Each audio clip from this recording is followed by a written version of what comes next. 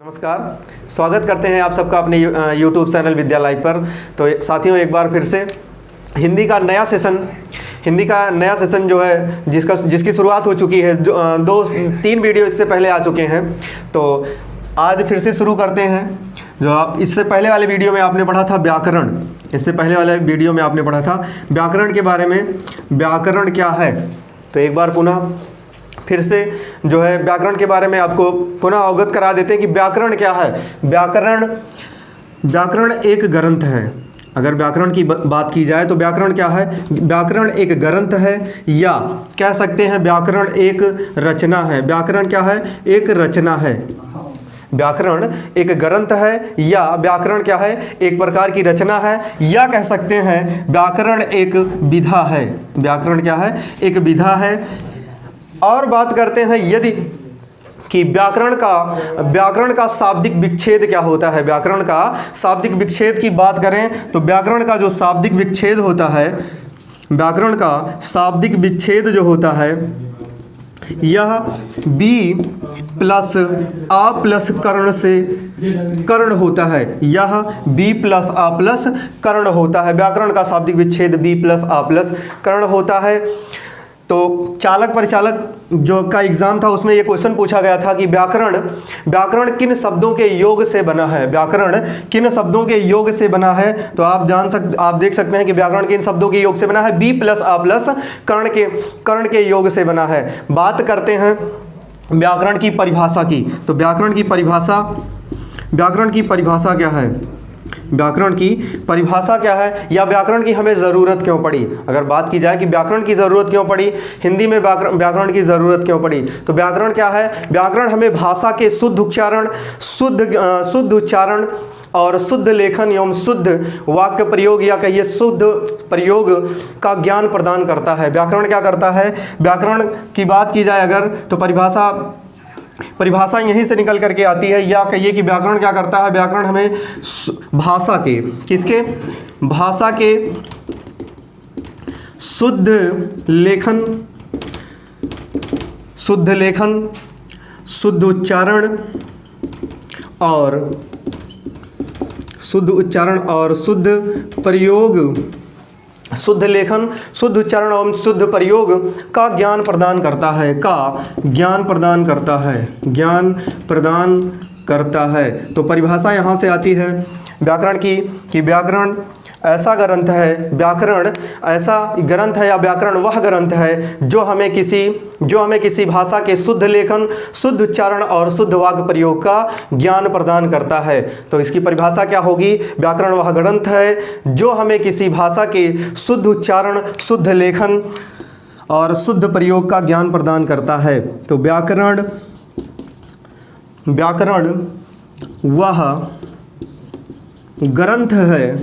वह ग्रंथ है जो हमें किसी भाषा के शुद्ध लेखन,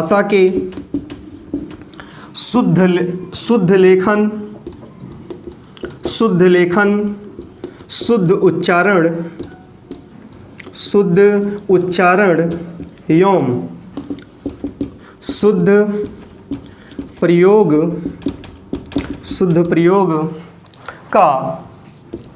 शुद्ध प्रयोग का ज्ञान प्रदान करता है। शुद्ध प्रयोग का ज्ञान प्रदान करता है। क्या कहलाता है? व्याकरण कहलाता है। तो बात व्याकरण की कि व्याकरण क्या है? व्याकरण वह ग्रंथ, हमने पहले भी बताया व्याकरण का एक प्रकार का ग्रंथ है, एक रचना है, एक विधा है। तो व्याकरण का जब शाब्दिक विच्छेद पूछा जाए किससे मिलकर बना, तो बी प्लस आ प्लस कर्ण से। शुद्ध लेखन, शुद्ध उच्चारण और शुद्ध प्रयोग करना ही, भाषा का शुद्ध लेखन, शुद्ध उच्चारण, शुद्ध प्रयोग करना ही हमें क्या व्याकरण सिखलाता है। व्याकरण की परिभाषा हमने आपको बताया कि व्याकरण क्या? वह ग्रंथ है जिसके द्वारा हम क्या करते हैं? किसी भाषा के शुद्ध उच्चारण, शुद्ध लेखन और शुद्ध प्रयोग का हमें क्या करता है? ज्ञान प्रदान करता है। बात करते हैं व्याकरण को पढ़ने के लिए हम क्या करते हैं? व्याकरण के 3 अंग हैं। व्याकरण को पढ़ने के लिए हम इसे 3 भागों में बांट देते हैं। व्याकरण के 3 अंग हैं। पहला वर्ण विचार, पहला जो अंग है व्याकरण का वर्ण विचार, दूसरा है शब्द विचार, और तीसरी जो बात करते हैं वह है वाक्य विचार के बारे में।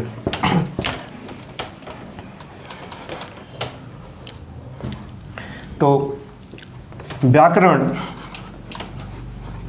के 3 अंग हैं, व्याकरण के 3 अंग हैं, व्याकरण के 3 अंग हैं, व्याकरण के 3 अंग हैं। इसको पढ़ने के लिए हम व्याकरण को पढ़ने के लिए हम क्या करते हैं, व्याकरण को 3 भागों में तोड़ते हैं, या इसके 3 अंग हैं। पहला है वर्ण विचार, दूसरा है शब्द विचार, और तीसरा जो पॉइंट है वाक्य विचार। क्या है? वाक्य विचार। वाक्य विचार है। इन तीनों अंगों में सबसे जो पहली बात आती है वो आती है वर्ण विचार के बारे में। क्या बात आती है? वर्ण विचार के बारे में। या आप जानते होंगे कि जो वर्ण विचार है, तो जो पहला पॉइंट आएगा वर्ण विचार, वर्ण विचार, या कहिए कि वर्ण विचार, या फिर क्या आएगा वर्ण। अब वर्ण सबसे पहले यहीं से शुरुआत होती है। हिंदी को हम 3 भागों में तोड़ करके पढ़ते हैं, वर्ण विचार, शब्द विचार और वाक्य विचार में। तो जो वर्ण विचार है इसमें सबसे पहला जो पॉइंट है वर्ण विचार का, तो आप जानते हैं वर्ण विचार किसे कहते हैं। वर्ण विचार किसे कहते हैं? अगर बात की जाए कि जो है व्याकरण या वाक्य किससे मिलकर बना है, अगर देखा जाए कि वर्ण किससे मिलकर बना है, तो वर्ण विचार में सबसे पहले हम इसकी परिभाषा जानेंगे। वर्ण किसे कहते हैं? वर्ण किसे कहते हैं? वर्ण किसे कहते हैं?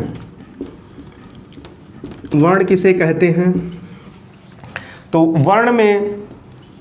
वर्ण को पढ़ने से पहले आप जानते हैं व्याकरण के 3 अंग कौन कौन से? वर्ण, दूसरा कौन सा? शब्द, और तीसरा जो है वह है वाक्य। अब बात करते हैं वाक्य किससे मिलकर बना है। वाक्य किससे मिलकर बना है? तो वाक्य जो बना है, वाक्य जो बना है ये किससे मिलकर बना है? यह बना है, वाक्य बनता है, किससे मिलकर बनता है? वाक्य बनता है सार्थक शब्दों से। किससे बनता है? वाक्य का निर्माण किससे होता है? सार्थक शब्दों से। और शब्द किससे बनता है? शब्द जो बनता है यह बनता है सार्थक वर्ण से। लेकिन वर्ण किससे मिलकर बना है? देखिएगा, बात को समझिएगा। और वही क्रम में है कि वाक्य किससे मिलकर बना है? वाक्य बनता है शब्द से। लेकिन शब्द कैसे होने चाहिए? सार्थक शब्द। और सार्थक शब्दों के योग से वाक्य बनता है। और शब्द फिर किससे मिलकर बनता है? तो सार्थक वर्णों से। सार्थक वर्णों से किसका निर्माण होता है? शब्द का। लेकिन वर्ण किससे मिलकर बना है? तो वर्ण बना है किससे? ध्वनि से। अब बात करते हैं ध्वनि किसे कहते हैं। बात करते हैं ध्वनि किसे कहते हैं। ध्वनि कहाँ से आई? तो ध्वनि किसे कहते हैं? तो ध्वनि जो होती है यह एक क्या है? ध्वनि क्या है? भाषा की मौखिक इकाई है। जैसे हम मान लीजिए कुछ बोलते हैं, हम बोलते हैं आ, तो आ जैसे हमने कहा आ, और इसको हम क्या कर दे रहे हैं? लिख दे रहे हैं। तो ध्यान दीजिएगा, यहीं से वर्ण की भी परिभाषा आती है और ध्वनि की। ध्वनि किसे कहते हैं? तो ध्वनि की जहाँ भी बात की जाएगी, ध्वनि क्या है? ध्वनि क्या है? ध्वनि भाषा की मौखिक इकाई है। कैसी इकाई है? मौखिक इकाई है। ध्वनि क्या है? भाषा की मौखिक इकाई है। ध्वनि क्या है? भाषा की मौखिक इकाई है। और यदि हम जैसे ही कुछ बोलते हैं, मौखिक का मतलब ही क्या? हमने बताया था कि बोलना। जैसे ही हम कुछ बोलते हैं, जैसे हमने बोला आ या हमने बोला का, और जब हम उसको लिख देते हैं तो यहाँ से परिभाषा किसकी निकल करके आती है? कि वर्ण की। तो वर्ण किसे कहते हैं? बात करते हैं वर्ण की। तो वर्ण किसे कहते हैं? वर्ण क्या है? तो आप कह सकते हैं वर्ण की परिभाषा क्या हो जाएगी कि भाषा की मौखिक इकाई, या ऐसे कह सकते हैं कि भाषा की मौखिक इकाई ध्वनि के लिखित रूप को, भाषा के मौखिक इकाई ध्वनि के लिखित रूप को क्या कहते हैं? वर्ण कहते हैं। जैसे हमने कहा ना कि ध्वनि क्या है? भाषा की मौखिक इकाई। मौखिक इकाई हमने कहा आ के लिखित रूप को ही हम क्या कह देते हैं? वर्ण। आ क्या है? वर्ण है। का क्या है? एक वर्ण है। तो बात करते हैं वर्ण की परिभाषा की। तो वर्ण की परिभाषा क्या हो जाएगी? भाषा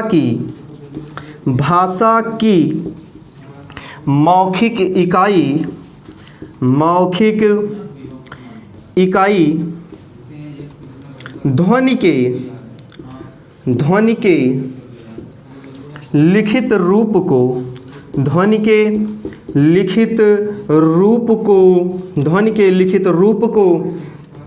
ध्वनि के लिखित रूप को वर्ण कहते हैं। क्या कहते हैं? वर्ण कहते हैं। जैसे आप लिख सकते हैं आ, हमने बोला का क्या है? जैसे अगर सपोज हमने कहा का क्या है? ध्वनि है, लेकिन जब उसके लिखित रूप को हमने लिख दिया तो ये क्या बन गई? वर्ण बन गया।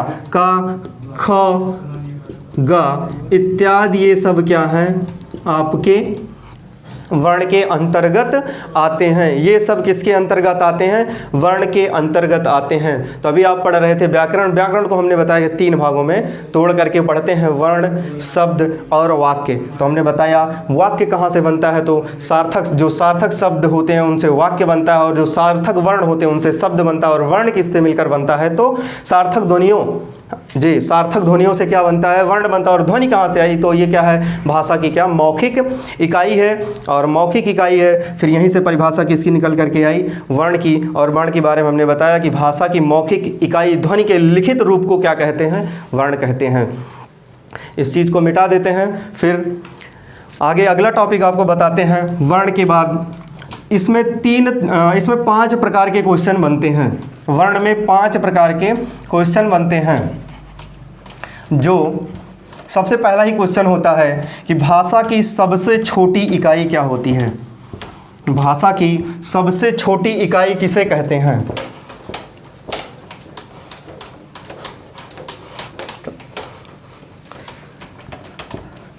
भाषा की सबसे छोटी इकाई किसे कहते हैं? तो और फिर अगला क्वेश्चन होता है कि भाषा की सबसे छोटी इकाई, लेकिन कैसी इकाई? मौखिक इकाई। भाषा की सबसे छोटी मौखिक इकाई किसे कहते हैं? भाषा की सबसे छोटी इकाई लेकिन भावार्थ के आधार पर, भाषा की सबसे छोटी इकाई अर्थ के आधार पर। इस टाइप के 5 क्वेश्चन बनते हैं। पहला क्वेश्चन होता है इसमें वर्ण में जो पहला क्वेश्चन बनेगा, भाषा की सबसे छोटी मौखिक इकाई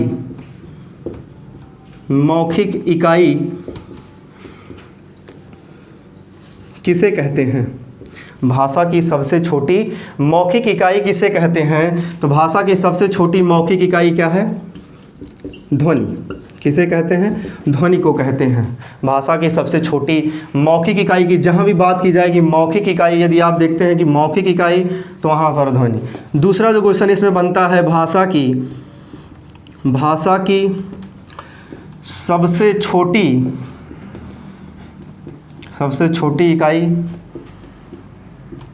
या अंग, सबसे छोटी इकाई फिर या अंग किसे कहते हैं? भाषा की सबसे छोटी इकाई किसे कहते हैं, या सबसे छोटा अंग क्या है? भाषा का सबसे छोटा अंग क्या है? तो यहाँ बात किसकी हो रही है? तो किसे कहते हैं? आप बताएंगे। आपका जवाब होना चाहिए क्या? वर्ण। भाषा का जो सबसे छोटी इकाई है, भाषा की जो सबसे छोटी इकाई है वह क्या है? वर्ण। लेकिन यदि यहीं छोटी इकाई के बाद अगर लिखा है मौखिक, सबसे छोटी मौखिक इकाई, तो फिर वो क्या हो जाएगी? ध्वनि के बारे में हो जाएगी।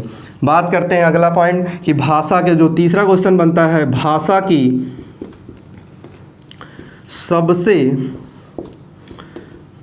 छोटी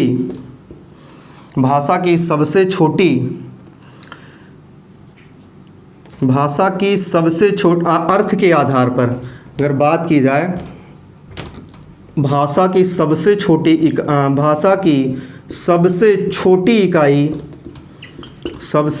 इकाई लेकिन किसके आधार पर? लेकिन अर्थ के आधार पर, या यूं कह लीजिए कि अर्थ के आधार पर भाषा की सबसे छोटी इकाई क्या है? अर्थ के आधार पर भाषा की सबसे छोटी इकाई क्या है? तो यहाँ पर आपका क्वेश्चन का जो आंसर होगा वो होगा क्या?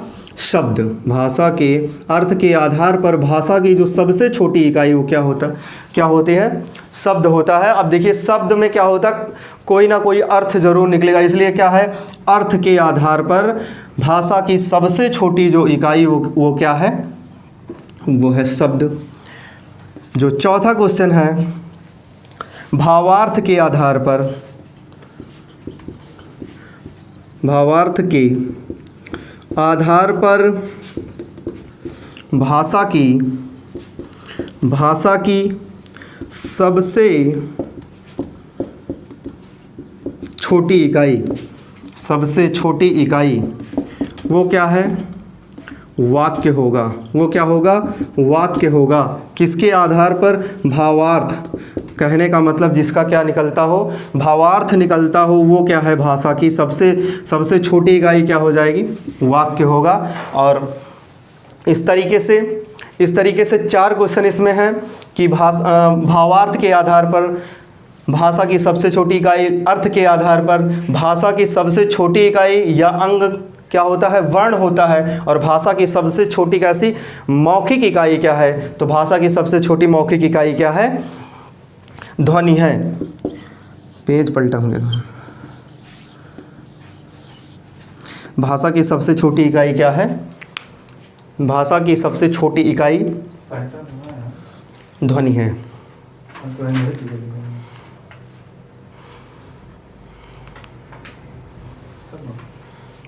देखते हैं।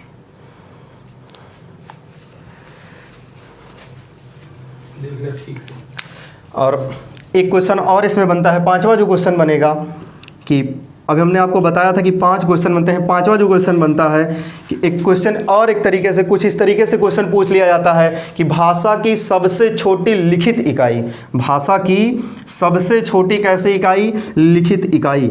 भाषा की सबसे छोटी, भाषा की सबसे छोटी लिखित इकाई यदि पूछा जाए आपसे लिखित इकाई के बारे में कि लिखित इकाई क्या है, तो वो क्या है? आपकी भाषा की सबसे छोटी लिखित इकाई क्या है? वो भी वर्ण ही है। वो भी क्या है? वर्ण है। अब यहाँ ध्यान देने वाली बात कि भाषा की सबसे छोटी मौखिक इकाई ध्वनि, भाषा की सबसे छोटी लिखित इकाई क्या है? वर्ण। भाषा की सबसे छोटी इकाई क्या है? वर्ण होगा। भाषा की अर्थ के आधार पर भाषा की सबसे छोटी इकाई क्या? शब्द। भावार्थ के आधार पर भाषा की सबसे छोटी इकाई क्या है? वाक्य। इन 5 क्वेश्चन में से यदि आप किसी वनडे एग्ज़ाम में बैठते हैं जिसमें हिंदी का सिलेबस है, तो उनमें कहीं ना कहीं आपको ये क्वेश्चन ज़रूर देखने को मिल जाएगा कि भाषा की सबसे छोटी इकाई के बारे में आपको ज़रूर पूछा जाता है कि भाषा की सबसे छोटी इकाई क्या है, मौखिक इकाई क्या है, या लिखित इकाई क्या है, या भावार्थ के आधार पर भाषा की सबसे छोटी इकाई क्या है, या अर्थ के आधार पर भाषा की सबसे छोटी इकाई क्या है, या फिर कह लीजिए कि भाषा का सबसे छोटा अंग क्या है। तो सबसे छोटा अंग क्या है? वर्ण है। तो इस तरीके से वर्ण तक हम आज आपको बता रहे हैं कि वर्ण क्या है। मिलते हैं अगले वीडियो में एक अगले टॉपिक के साथ। तब तक के लिए धन्यवाद।